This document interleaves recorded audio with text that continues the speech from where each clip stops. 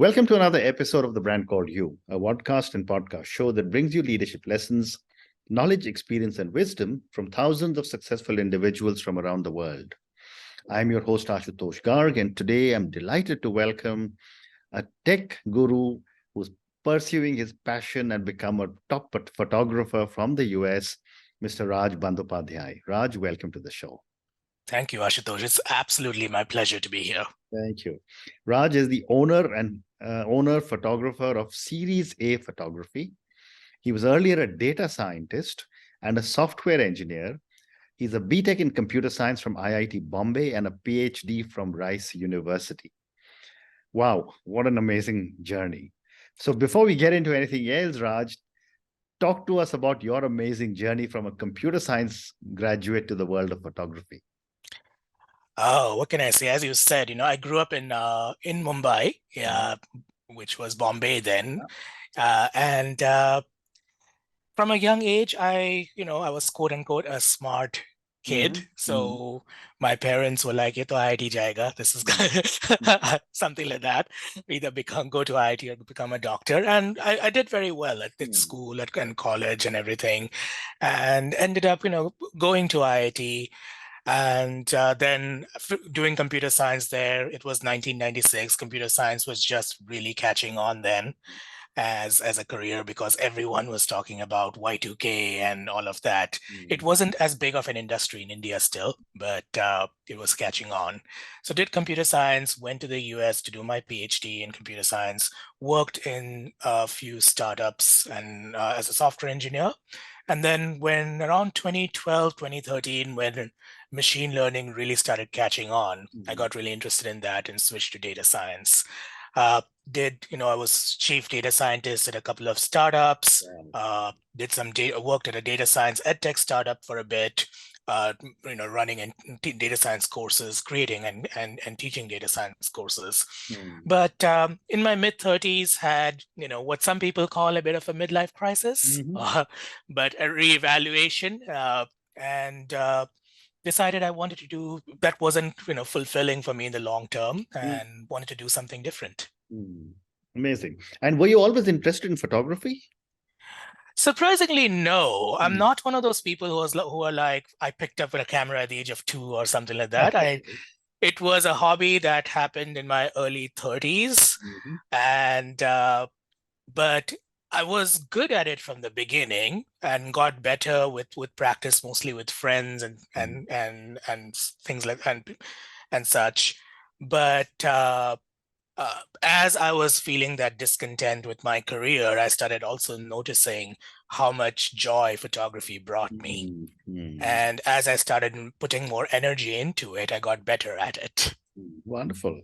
And, when I was reading about you, you also say that you were inspired by your partner's female to male gender transition. Yeah. Help me understand this. Yeah. So, LGBT rights and stuff are probably, it's been talked about a lot. Yeah. And I ended up having a very personal experience of it. I'm married to somebody I met at, when I was in grad school in Houston, Texas. And this person grew up in the US. And when in 2017, so we'd been married for, together for about 8 to 9 years. My partner came out as transgender.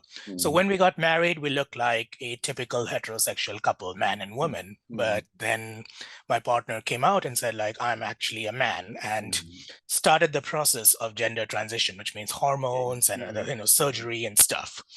And that was obviously a big thing for us, right? It's a huge thing to navigate for anybody. But what I started noticing even after the first few months of him starting the transition process, and we're still married, and he identifies as a man and he goes by he pronouns, is that how much things started going in the positive direction for him. Like, there was the career-wise, life-wise, mental health-wise, and that was because he felt finally like he was in his true identity. Which was a huge kind of thing for me, because as I was noticing my own discontent with my career and all of that and not feeling true to myself, it made me ask, like, what is the change I need to make to feel true to myself? Fantastic. Right. And to me, this career change was this passion of photography I realized that was what felt true to me. And it was an inspiring, I was inspired to pursue that as a change. Amazing. Thank you for sharing this. Yeah. So, Raj, let's talk about Series A photography. Mm-hmm. Tell me a little bit about Series A photography. And you call your sessions an identity lab. Yeah. Tell me a little more. Yeah. So, well, I called it Series A photography originally because when I started out photography, I was still a computer science. I was a data scientist working in startups. And my first kind of clientele were other startups who needed headshots and branding photos and ad campaign photos and stuff like that. And what I realized, as a marketing thing or a branding thing was that startups often invest in branding, marketing, and things like that right before or right after they've raised their Series A funding round. And so I was like, I'm going to call this Series A photography as a startup thing. And the name has just stuck. I haven't bothered to change it. But today, my focus is more on personal branding photography. What that means is I work typically with entrepreneurs, mostly solo entrepreneurs, speakers, authors, coaches. And my goal is to help these people really understand them and help them build a genuine connection with their audience through my work. Amazing. Now, what I think of as a photo session, I mean, a lot of us are used to thinking of photo sessions or photo shoots as like, you go in front of a camera and you do some photos with a smile and then you get some pictures and change some outfits, walk away. But I genuinely think that a photo shoot is an opportunity to experiment with aspects of your identity in a safe space. So a common example I get is especially when I work with women, and most of my clients tend to be women, and women in their 40s, 50s, and 60s. Many of them have had a successful corporate career, and now they are at a point where they're like, I want to do something more or different. And they'll say like, oh, look, I'm in this executive position. I'm a VP, I'm a director, and I've worked in corporate for like 20, 30 years. And I've always worn these gray suits. And, I've never especially if they come from India or the Caribbean or other cultures. But my culture is very colorful. I feel like I want to wear more color, but I don't know if that's going to look or feel professional to me. And what I say is, you know what? Bring your gray suit to the photo shoots, bring what you wear, but bring a couple of outfits that you dream of wearing, that you think you might want to try. Bring those jewelry that you think, and let's play with that. Let's take some photos in that and see what you feel like, because this is a safe space. If you feel good about it, then go for it. If you don't, nobody needs to see it, right? And so it becomes a space to test out things that you may want to put out in the world about yourself. And that's why I call it an identity lab. Amazing. You also talk about, and we've got lots of questions on personal branding for you. Yeah. But you also talk about you're developing a mood board for your clients. Tell me a little bit about the mood board. Is there something like what used to happen in advertising where they put together a whole series of photographs? Yes, it's very similar. It's similar to what people might call a vision board or an inspiration board, but I have a particular way of doing it with my clients. But it's overall, it's a similar tool where you collect a set of images in one place. And there are two purposes to that. The first purpose is expression. So as a photographer, I need to know what your expression of your values is. So for example, if you tell me, Raj, I want to look confident in my photos. Okay. Like everyone wants to look confident, right? Nobody knows. Yeah. But I have an image in my mind of what confidence looks like, but that may not be your image. For one client, confidence may look like being in a boardroom wearing a fancy suit. For another person, in a different, profession or area, confidence might look like walking on the beach in a flowy dress. Right? So the way we express our values can be very different for different people through colors, outfits, backgrounds, settings, all of that. And I want to know, what is it that your expression is, right? So that mood board is a visual tool to help us get to that. So that's number one, expression. The second purpose is discovery. So Mhm. sometimes the mood board is a way for you to discover new things about yourself in a very intuitive, visual way. Because we're often in branding, we're often told to do these exercises. Think about your target client, write down something. Think about your values, write down something. It's very intellectual. So the mood board gives you a visual or an intuitive way to discover. So my favorite example of that is I had a client who created her mood board, and we looked at the mood board, and over 50% of her photos involved a window of some kind. And I was like, what is it with windows? Why do you have so many windows in your pictures? And she was like, you know what? I didn't even notice it until you pointed it out. But now that I think about it, I think for me, a big value is the idea of having and creating opportunity. And I think window for me represents opportunity. That was something she learned that was very fundamental about herself, her values. And guess what we did in her photo shoot? Lots of windows, right? Yeah. So it gives you an opportunity to also a different way to discover things about yourself. How interesting. And, I love the fact that, using photographs for personal branding. I mean, I've been a great believer in personal branding. In fact, the title of my show, The Brand Called You, actually comes from my book on personal branding. Wow. So tell me now, Raj, why is a photograph important for a personal brand? People ask this question a lot nowadays, right? Because it's it's the world of TikTok and video and so many other media, podcasts and audio and all that. So why do I even need photos? So here's the number one reason. A photograph is still the fastest way to convey a message to the human brain. So think about it this way, like, when you create a 1-minute video or even a 30-second video, you're basically asking me to give you 30 seconds of your attention. Correct. Right. And then you can create a video on your phone nowadays and put it on TikTok, but you still need to think about crafting the video, having a hook, having something interesting in the beginning to keep my attention for 30 seconds.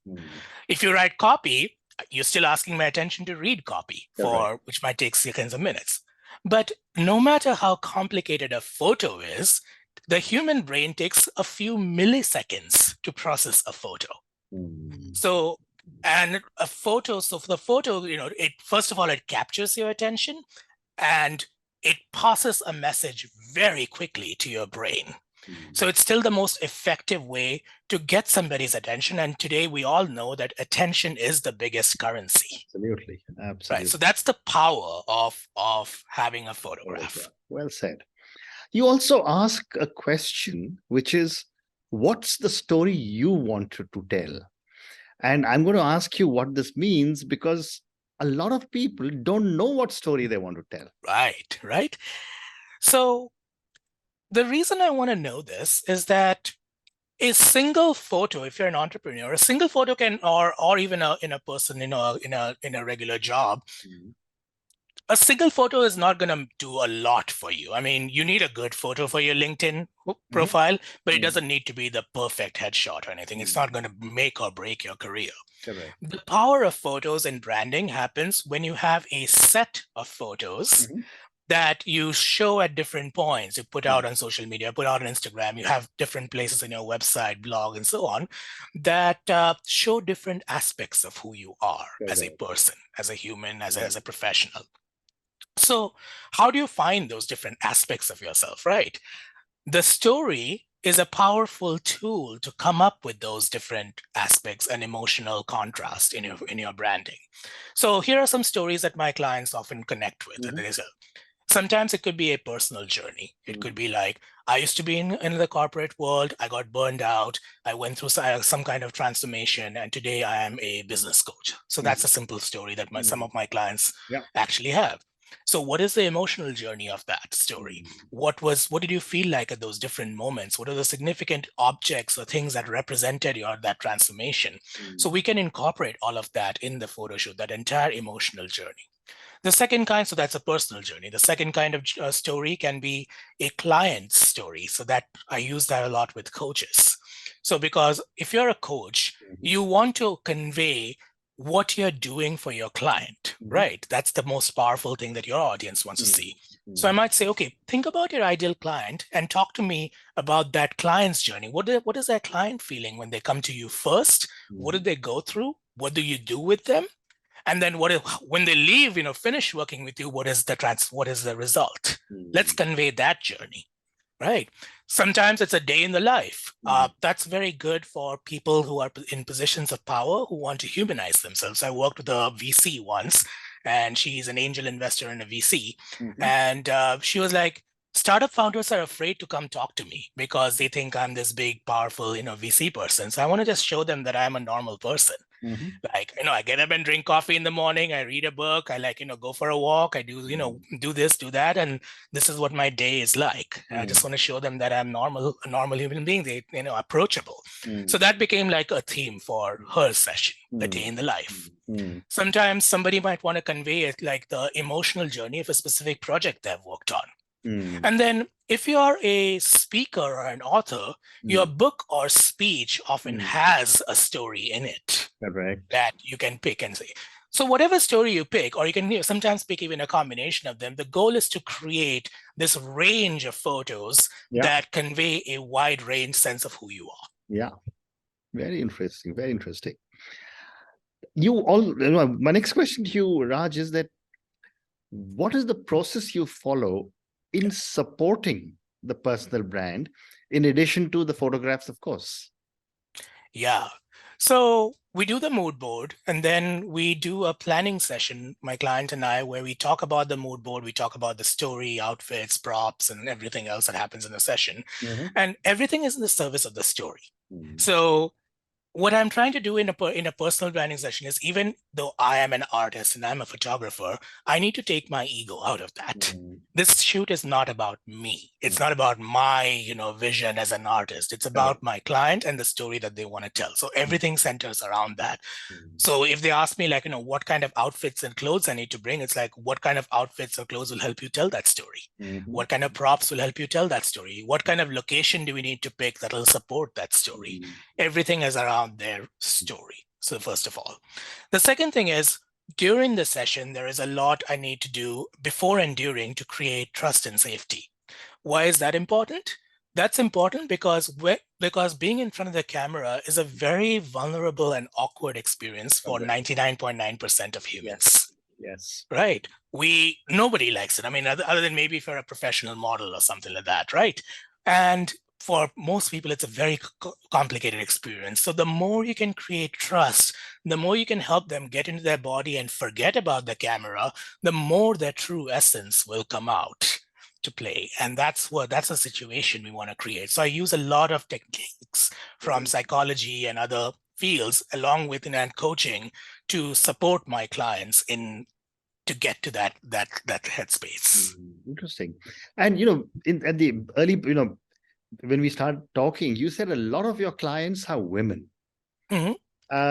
What happens to men? You think that they don't want to do it, or they believe they don't need to take photographs, or it's just your own client profile?